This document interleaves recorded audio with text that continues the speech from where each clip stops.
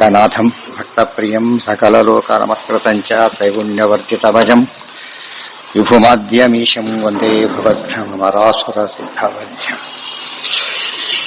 ನಾರಾಯಣಂ ನಿಖಿಲಪೂರ್ಣಗುಣೈಕದೇಹಂ ನಿರ್ದೋಷಮಪ್ಯತಮಮತ್ಮಿಖಿಲೈಃ ಸುವಾಕ್ಯೈಃ ಅಸ್ಯೋದ್ಭವಾದಿತಮಶೇಷವಿಶೇಷತೋಪಿ ವಂದ್ಯಂ ಸದಾ ಪ್ರಿಯತಮಂ ಮಮ ಸನ್ನಾಮಃ ತಮೇವ ಶಾಸ್ತ್ರಪ್ರಭವಂ ಪ್ರಣಮ್ಯ ಜಗದ್ಗುರುಣಾಂ ಗುರುಮಂಜಸೈವ ವಿಶೇಷತೋ ಮೇ ಪರಮಖ್ಯ ವಿದ್ಯಾದಾಖ್ಯಾಂ ಕರೋಮ್ಯನ್ವಪಿ ಚಾಹಮೇವ ಓಂ ಓಂ ಅಥಾತೋರ್ಮ ಜಿಜ್ಞಾಸ.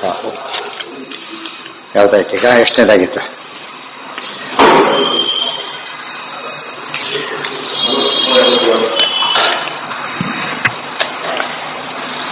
ದೋಷಾಭಾವೇ ಪ್ರಮಾಣತ್ವಂ.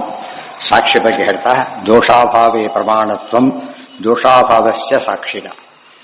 ದೋಷ ಇಲ್ಲದೆ ಹೋದಾಗ ಸಾಕ್ಷಿ ಸರಿಯಾಗಿ ಗ್ರಹಣ ಮಾಡುತ್ತೆ, ಸಾಕ್ಷಿಗೆ ದೋಷ ಇಲ್ಲ ಅಂತಲೂ ಗೊತ್ತಾಗುತ್ತೆ. ಎರಡೆರಡು.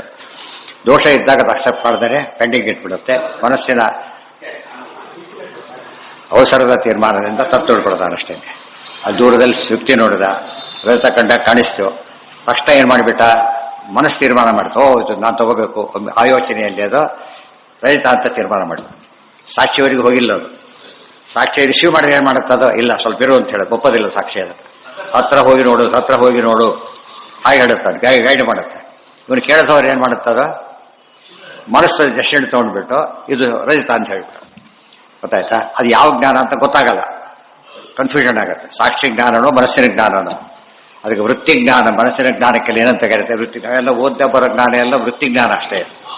ಅದು ನಿಮಗೆ ರಿಯಲೈಸ್ ಆದಾಗ ಅದು ಸಾಕ್ಷಿ ಜ್ಞಾನ. ಸಾಕ್ಷಿ ಜ್ಞಾನ ಆಗೋದಕ್ಕೆ ಅಪರೋಕ್ಷ ಜ್ಞಾನ ಅಲ್ಲಿವರೆಗೂ ಬರೋದಿಲ್ಲ.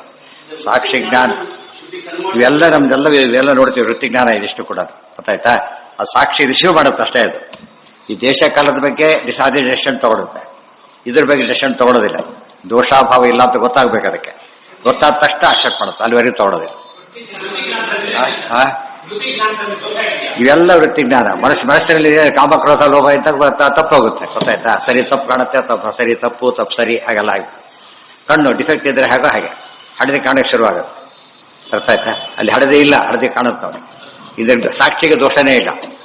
ಸಾಕ್ಷಿ ಯಾರಿಗೆ ಯೋಗ್ಯರ ಸಾಕ್ಷಿಗೆ ದೋಷ ಇಲ್ಲ. ಬಟ್ ವರ್ಕ್ ಮಾಡ್ಲಿಕ್ಕೆ ಬಿಡ್ಬೇಕಾದ್ರೆ, ವರ್ಕ್ ಮಾಡ್ಲಿಕ್ಕೆ ಬಿಡಿ ಜ್ಞಾನ ಬರ್ತಾ ಹೋದಂತೆ ಅದು ಶಾರ್ಟ್ ಫಂಡ್ ಆಗ್ತಾ ಹೋಗುತ್ತೆ. ಹಾಗಂತ ಎಷ್ಟಂತ ತಗೊಳ್ಳಿ. ಮೆಡಿಕಲ್ ಸೇರಿದವನು ಮುಗಿಸಿದವನು ಎಷ್ಟು ಡಿಫ್ರೆನ್ಸ್ ಇದೆಯಲ್ಲ ಆ ಥರ. ಅದೇ ಜ್ಞಾನವೃದ್ಧಿ ಅಂತ ಅದೇ ಸಾಕ್ಷಿ ಸ್ಟ್ರಾಂಗ್ ಆಗ್ತಾ ಹೋಗುತ್ತೆ.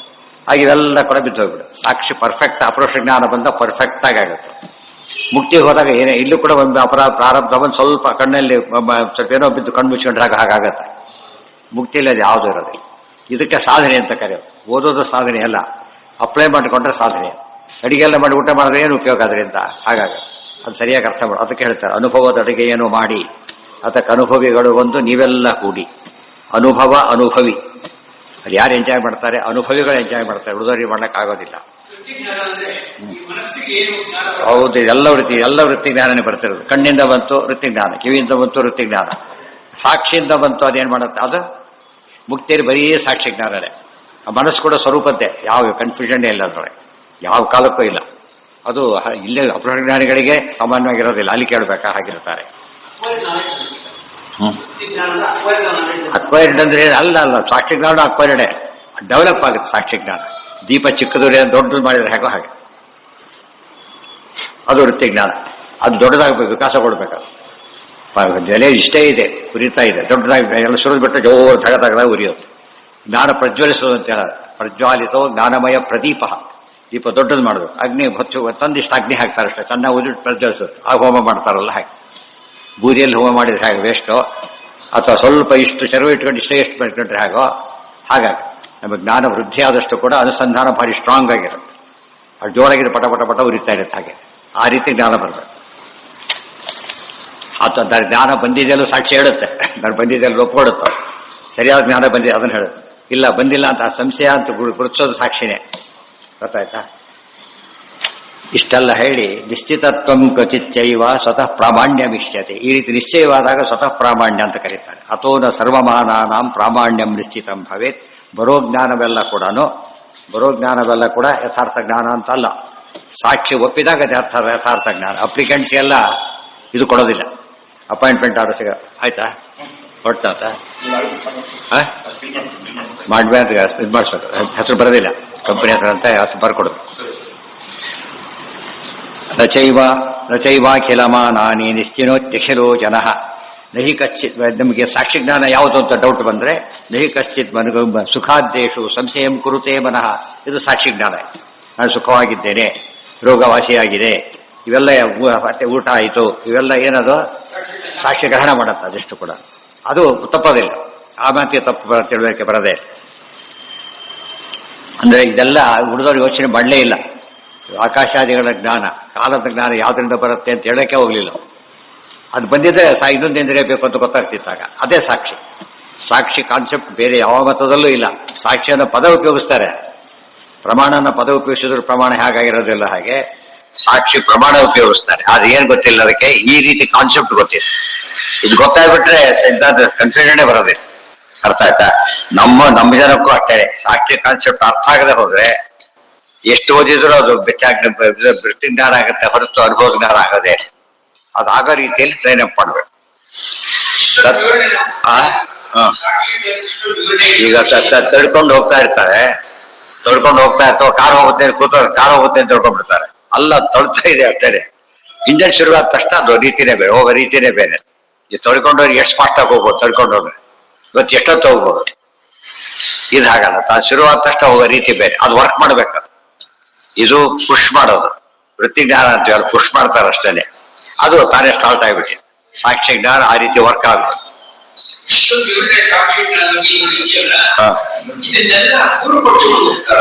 ಅರೆ ಹೋಗ್ತಾರೆ, ಕಾನೂನು ಒಪ್ತೀರಾ ಅಂತ ಕೇಳಿದ್ರೆ ಹಾಗೆಲ್ಲ ಕೇಳಬಾರ್ದು. ಇದು ಏನು ಉತ್ತರ ಕೊಡ್ತೀವಿ ಕೊಡೋ ಅಂತ ಹೇಳ್ಬೇಕು. ಹೋಗ್ತಾರೆ, ತಿರುಮಂಬಂಡಿತಾಚಾರ ಅಂತ ಒಪ್ಪಿದ್ರು, ಶೋಭನ ಭಟ್ರು ಒಪ್ಪಿದ್ರು. ಗೊತ್ತಾಯ್ತು. ಇವತ್ತು ಎಷ್ಟೋ ಜನ ಒಪ್ಕೊಂಡವ್ರು ಇದ್ದಾರೆ, ಇವತ್ತು ಕೂಡ ಅಲ್ವಾ. ಕೇವಲ ಇವರು ಬ್ರಾಹ್ಮಣರೇ ಅಲ್ಲ, ಅಂಥವ್ರು ಕೂಡ ಉಪನ್ಯಾಸಗಳು ಕೇಳಿರ್ತಾರಲ್ಲ ಇದರಲ್ಲೆಲ್ಲ. ಇದು ಭಾರಿ ಚೆನ್ನಾಗಿದೆ, ತಾವೇ ಹೇಳ್ತಾರೆ. ಅಯ್ಯೋ ನಿಮ್ಗೆ ಹೇಳಿದ ಯಾರು ಒಪ್ತಾರ ಬಿಡ್ತಾರೋ ಪ್ರಶ್ನೆ ಇಲ್ಲ. ಸಿದ್ಧಾಂತ ಅದು. ಊಟ ಮಾಡಿದ್ ಮಾಡಿದ್ದೀರಪ್ಪ, ನೀವು ನೀವು ಒಪ್ಪಿದ್ ಬಿಟ್ಟು ನಮ್ಗೇನದ್ರಿಂದ. ನೀವು ಒಪ್ಪೋದು ಏನು ಮುಖ್ಯ ಅಲ್ಲ. ನಾವು ಊಟ ಮಾಡಿದ ಜ್ಞಾನ ಸರಿಯಾದ ಜ್ಞಾನ ಅಷ್ಟೆ. ಇದ್ರ ಹೇಳ್ಬೇಕು. ಊಟ ಮಾಡಿದ ಹೋಗಿ ಸರಿ ಜಾಗ ಗೊತ್ತಿಲ್ಲ ಕೇಳಬೇಕು. ಅವ್ರು ಏನ್ ಮಾಡಿದ ಶಬ್ದ ಏನೋ ಹಾಕ್ಬಿಟ್ಟು ಅವ್ರು ಕನ್ಫ್ಯೂಸ್ ಆಗಿರ್ತಾರೆ, ಉಳಿದವ್ರು ಕನ್ಫ್ಯೂಸ್ ಮಾಡ್ತಾರೆ. ಅದು ಜ್ಞಾನ ಅಲ್ಲ. ಆ ರೀತಿ ಎಂದು ಜ್ಞಾನ, ಯಾವ ಸಬ್ಜೆಕ್ಟು ಜ್ಞಾನ ಆ ರೀತಿ ಬರೋದಿಲ್ಲ. ಇದಂತೂ ಪ್ಯೂರ್ ಅಧ್ಯಾತ್ಮ ಆದ್ರಿಂದ ಸಾಕ್ಷಿ ಭಾರಿ ಆಕ್ಟಿವ್ ಆಗಿರ್ಬೇಕು. ಅಥೋನ ಸರ್ವಮಾನಾನ ಪ್ರಾಮಾಣ್ಯಂ ನಿಶ್ಚನ ನಿಶ್ಚಿತಂ ಭವೆ ನಹಿ ಕಶ್ಚಿತ್ ಸುಖಾದ್ದೇಶು ಸಂಶಯಂ ಕುರುತೆ ಜನಃ ನಚೈವಾಖಿಲ ಮಾನಾನಿ ನಿಶ್ಚಿತ್ಯ ನಿಶ್ಚಿನೋತಿ ಅಖಿಲೋಚರ. ಬಂದು ಎಷ್ಟೋ ಜ್ಞಾನ ಬರುತ್ತಲ್ಲ, ದಾರಿಯಲ್ಲಿ ದೂಚಾರಕ್ಕೆ ಎಲ್ಲ ತಲೆ ಕೆಡ್ಸ್ಕೊಳಕ್ ಹೋಗೋದಿಲ್ಲ ನಾವು. ಯಾರು ಏನು ಎಲ್ಲಿಗೆ ಹೋಗ್ತಾರೋ ನಾವೇನ್ ಮಾಡ್ಬೇಕಂತ ತಗೊಂಡು ಸಾಕ್ಷಿ ರೀಚ್ ಆಗೋದಿಲ್ಲ. ಅದಕ್ಕೆ ಸಾಕ್ಷಿ ಬೇಕೇ ಇಲ್ಲ. ಸಾಕ್ಷಿ ಅಕ್ಸೆಪ್ಟೇ ಮಾಡಲ್ಲ ಅದು. ಅರ್ಥ ಆಯ್ತಾ?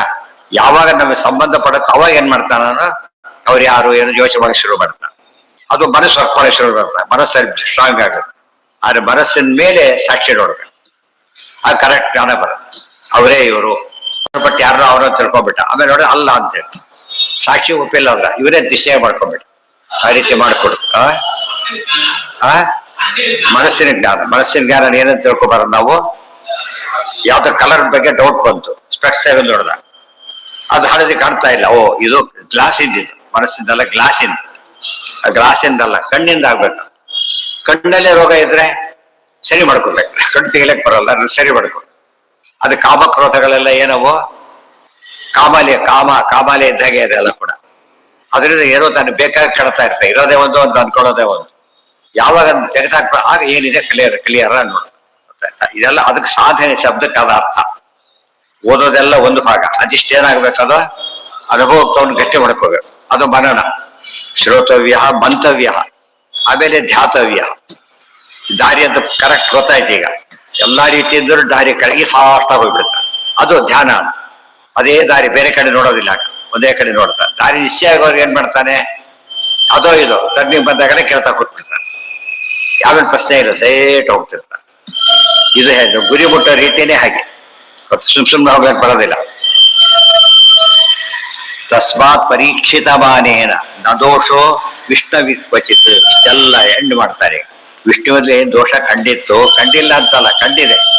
ಕೃಷ್ಣ ಮಣ್ಣು ತಿಂದಿದ್ದು, ರಾಮದೇವರು ದುಃಖಪಟ್ಟ ಮಾಡಿದ್ದು ಕಣ್ಣಿಗೆ ಕಾಣಿಸುತ್ತೆ. ಆಮೇಲೆ ಓ ಅಲ್ಲ ಇದು ಆಕ್ಷನ್ ಅಂತ ಗೊತ್ತಾಯ್ತು. ಇಷ್ಟೆಲ್ಲ ನೋಡಿ ಮೇಲೆ ಗೊತ್ತಾಯ್ತು ಇದು ನಿಜವಾದ ದುಃಖ ಅಲ್ಲ, ಏನದು ನಾಟಕ ಮಾಡ್ತಾರೆ. ನಾಟಕದಿಂದ ಎರಡು ಪ್ರಯೋಜನ ಇದೆ, ಸರಿಯಾಗಿ ತಿಳ್ಕೊಬೇಕು. ನಾಟಕ ಎರಡು ಪ್ರಯೋಜನ ಇದೆ. ಒಂದು ಪ್ರಯೋಜನ ಏನು ಅಂತ ಕೇಳಿದ್ರೆ, ಒಳ್ಳೆಯವರಿಗೆ ಬಹಳ ಎಂಜಾಯ್ಮೆಂಟ್, ದೇವ್ರಂತ ಆಕ್ಷನ್ ಮಾಡ್ತಾರೆ ಅನ್ನೋದು ಭಾರಿ ಖುಷಿ ಅವರಿಗೆ, ಗೊತ್ತಾಯ್ತಾ.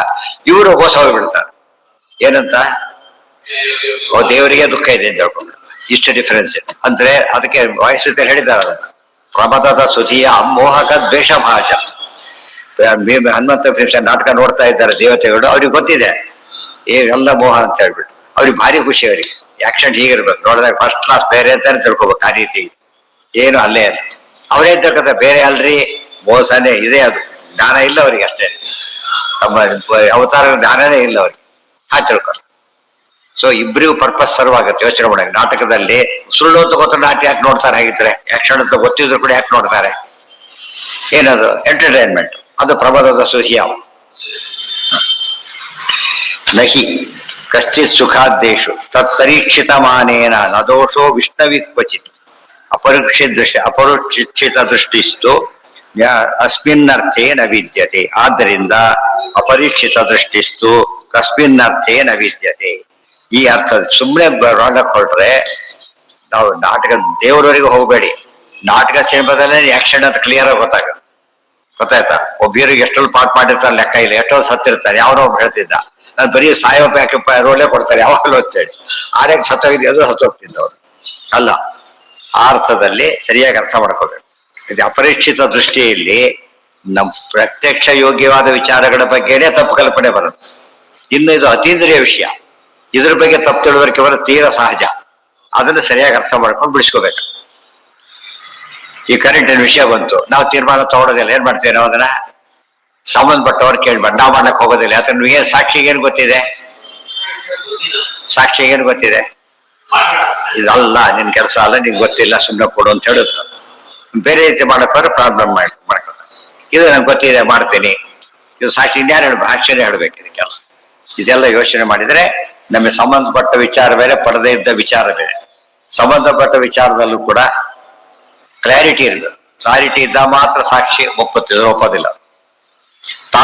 ತತ್ಪರೀಕ್ಷಿತ ಮಾನೇನ ನದೋಷೋ ವಿಷ್ಣವಿ ಕ್ವಚಿತ್. ನಮ್ಗೆ 99% ಜ್ಞಾನ ಮಾನಸಿಕ ಜ್ಞಾನ. ಅದೆಲ್ಲ ಕೂಡ ಏನ್ ಮಾಡಿಬಿಡುತ್ತೆ, ಅದನ್ನ ಬಿಟ್ಬಿಡೋದೇ. ಅದಲ್ಲ ಇವತ್ತು ಶೂಟ್ ಮಾಡಿದ್ದೆಲ್ಲ ಸಿನಿಮಾ ತೋರಿಸಲ್ಲ, ಎಲ್ಲ ಶೂಟ್ ಮಾಡಿದ್ದೆಲ್ಲ ಬರೋದಿಲ್ಲ. ಅದ್ರಲ್ಲಿ ಏನ್ ಮಾಡ್ತಾರೆ, ಎಲ್ಲ ಕಟ್ ಮಾಡಿ ಹಾಕ್ಬಿಡ್ತಾರೆ. ಅಷ್ಟು ಬೇಕು. ಬಂಗಾರ ಆಭರಣ ಮಾಡಿ ವೇಸ್ಟೇಜ್ ಅಂತ ಬರಲ್ಲ, ವೇಸ್ಟೇಜ್ ಮಾಡ್ಲಕ್ ಬರುತ್ತೆ ಆಭರಣ, ನಿಮಗೆ ಮಾಡಕ್ ಸಾಧ್ಯ. ಇದೆಲ್ಲ ಯೋಚನೆ ಮಾಡಿದ್ರೆ ನಮ್ಮ 99% ಜ್ಞಾನ ಎಲ್ಲ ಬಂದೋಗ ಜ್ಞಾನನೇ. ಎಲ್ಲಿ ಸುಖ ದುಃಖ ವಿಷಯ ಬಂದಾಗ ಮಾತ್ರ ಸಾಕ್ಷಿ ಜ್ಞಾನ, ದೇಶ ಕಾಲಕ್ಕೆ ಬಂದಾಗ ಸಾಕ್ಷಿ ಜ್ಞಾನ. ಇದೆಲ್ಲ ಅನಲೈಸ್ ಮಾಡಿ ತಿಳ್ಕೊಬೇಕು ಸರಿಯಾಗಿ. ತತ್ಪ್ರತ್ಯಕ್ಷ ವಿರುದ್ಧಾರ್ಥೇ ನಾಗಮಸ್ಯಾಪಿ ಮಾನತ. ಆದ್ದರಿಂದ ಇಲ್ಲಿ ಆಗಮ ಹೇಳಿತು ದೇವರಿಗೆ ದೋಷ ಇಲ್ಲ ಅಂತ, ನಮ್ಮ ಕಣ್ಣಿಗೆ ದೋಷ ಕಾಣಿಸ್ತು. ಇಲ್ಲಿ ದೊಡ್ಡದು ಯಾವ್ದೀಗ, ಆಗಮ.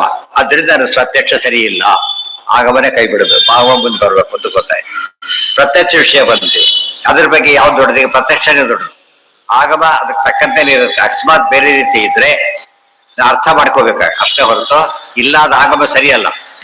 ಇಲ್ಲ ನಮಗೆ ಅರ್ಥ ಆಗಿಲ್ಲ, ಸರಿಯಾದ ಆಗಮ ಅರ್ಥ ಆಗಿಲ್ಲ ಅಂತ ಅರ್ಥ ಮಾಡ್ಕೋಬೇಕು. ಕೆಟ್ಟ ಆಗಮನ ಬಿಟ್ಬಿಡ್ಬೇಕು, ಉಪಯೋಗ ಏನು ಬಿಟ್ಬಿಡ್ಬೇಕು, ಸಮನ್ವಯ ಮಾಡ್ಲಿಕ್ಕೆ ಹೋಗಬಾರ್ದು ಅದಕ್ಕೆಲ್ಲ ಕೂಡ. ತತ್ಪ್ರತ್ಯಕ್ಷ ವಿರುದ್ಧಾರ್ಥೇ ನಾಗಮಸ್ಯಾಪಿ ಮಾನತ ಉಪಜೀವ್ಯ ಮಕ್ಷಜಮ್ಯತ್ರ ತದನ್ಯತ್ರ ವಿಪರ್ಯಯ. ತತ್ಪ್ರತ್ಯಕ್ಷ ವಿರುದ್ಧಾರ್ಥೆ, ಪ್ರತ್ಯಕ್ಷಕ್ಕೆ ವಿರುದ್ಧವಾದ ಅರ್ಥ ಅಂದ್ರೆ ವಿಷಯ. ಆ ವಿಷಯದಲ್ಲಿ ನಾಗಮಸ್ಯಾಪಿ ಆಗಮಕ್ಕೆ ಮಾನ್ಯತೆ ಇಲ್ಲ. ಉಪಜೀವ್ಯ ಮಕ್ಷಜಮ್ಯತ್ರ, ಇನ್ನು ಊಟ ಮಾಡಿ ಕೂತೆ ತೃಪ್ತಿಯಾಗಿದೆ, ಯಾವ ಆಗಮ ನೋಡ್ಕೊಂಡು ನಾವು ತೀರ್ಮಾನ ಮಾಡ್ಬೇಕಿದನ್ನ. ನಾವು ಊಟ ಮಾಡಿನೋ ಇಲ್ಲ ಅಂತ ಹೇಳಿ ಯಾವ ಆಗಮ ಹುಡುಕ್ಬೇಕೀಗ, ಯಾವ ಆಗಮನೂ ಬೇಕಿಲ್ಲ. ಬೇಕಾಗಿದ್ದೇನೆ ಅನುಭವ ಒಂದೇ, ನೇರು ಬೇಕಿಲ್ಲ. ಅರ್ಥ ಆಯ್ತಾ? ಇದಕ್ಕೆ ಬಸ್ ಹೋಗ್ಬೇಕಾಯ್ತು, ಟೈಮ್ ಟೇಬಲ್ ಬೇಕು ಅವರಿಗೆ. ಭಾರಿ ಬುದ್ಧಿವಂತ ಅಂತ ಯೋಚನೆ ಮಾಡಿದ್ರೆ ನೋಡ್ರೆ ಗೊತ್ತಾಗಲ್ಲ. ಭಾರಿ ಬುದ್ಧಿವಂತ ಏನು ಉಪಯೋಗ ಇಲ್ಲ, ಅದಕ್ಕೆ ಟೈಮ್ ಟೇಬಲ್ ನೋಡಿ ಹೇಳ್ಬೇಕು. ಬೇರೆ ದಾರಿ ಎಸ್ ಇಲ್ಲ, ಇರೋ ಸಂಭವ ಇಲ್ಲ, ಇದೆ ಅಷ್ಟೇ. ಪ್ರತ್ಯಕ್ಷ ಅಂದ್ರೆ ಹಾಗೆ. ಇವತ್ತು ಲೋಕದಲ್ಲಿ ಆಗಮನೆ ಎಲ್ಲ ನಡೀತಿರೋದು ನೆನ್ಪಿಟ್ಕೊಳ್ಳಿ. ಮೆಡಿಕಲ್ ಎಲ್ಲ ಕೋರ್ಸ್ ಕೂಡ ಆಗಮನೆ, ಗೊತ್ತಾಯ್ತು. ಎಲ್ಲ ಕೋರ್ಸ್ ಆಗಮವಾಗಿನೇ ತಿಳ್ಕೊಡು. ಇಲ್ಲವ್ರು 4 ವರ್ಷಕ್ಕೆ ಚೇಂಜ್ ಕಾಣಿಸುತ್ತೆ ಅವರಿಗೆ. ಎಲ್ಲ ಸಮಾನ. ಮೆಡಿಕಲ್ಗೆ ಹೋದ್ರೆ ಇಂಜಿನಿಯರಿಂಗ್ ಹೋಗ್ಬಿಟ್ಟು ಇವನ ಜ್ಞಾನ ಬೇರೆ, ಅವನ ಜ್ಞಾನ ಬೇರೆ. ಗೊತ್ತಾಯ್ತಾ? ಇದು ಅರ್ಥ ಮಾಡ್ಕೊಂಡ್ರೆ ಯಾವ ರೀತಿ ನಾವು ಜ್ಞಾನ ಬೆಳೆಸ್ಕೋತೀವಿ ಅಂತ ಗೊತ್ತಾಯ್ತು. ಡಾಕ್ಟರ್ ಅಂತ ಹೆಸರು ಬಂತೆ, ಅದಕ್ಕೆ ನಾವು ತತ್ವಜ್ಞಾನಿಗಳು ಅನ್ಸ್ಕೋಬೇಕಾದ್ರೆ ಇಷ್ಟೆಲ್ಲ ಜ್ಞಾನಿ ಆಗ್ಬೇಕಾದ್ರೆ ಪ್ರೊಸೀಜರ್ ಇದೆ. ಉಪಜೀವಿ ಓದಿದ ತಕ್ಷಣ ಜ್ಞಾನ ಅಂಬದನ್ನ ತೆಗೆದಾಕ್ಬಿಡ್ಬೇಕು. ಅದು ಇನ್ಫಾರ್ಮೇಶನ್ ಅಷ್ಟೇ. ಓದಿದ್ದೆಲ್ಲ ಏನದು ಇನ್ಫಾರ್ಮೇಶನ್ ಹೊರತು ಏನಲ್ಲ ನಾಲೆಡ್ಜ್ ಅಲ್ಲ. ಗೂಗಲ್ ಹಾಕಿರ್ತಾರೆ ಇದಕ್ಕೆ ಔಷಧಿ ತಗೊಂಡಿದ್ರು, ಅದು ಓದಿದ ಡಾಕ್ಟರ್ ಆಗಿಬಿಡೋದಿಲ್ಲ. ಡಾಕ್ಟರ್ ಏನ್ ಮಾಡಿರ್ತಾನೆ ಅದನ್ನ ಎಲ್ಲ ಸ್ಟಡಿ ಇಡೋದಲ್ಲ, ಸ್ಟಡಿ ಮಾಡಿ ಹೇಳ್ತಾರೆ. ಅರ್ಥ ಆಯ್ತಾ?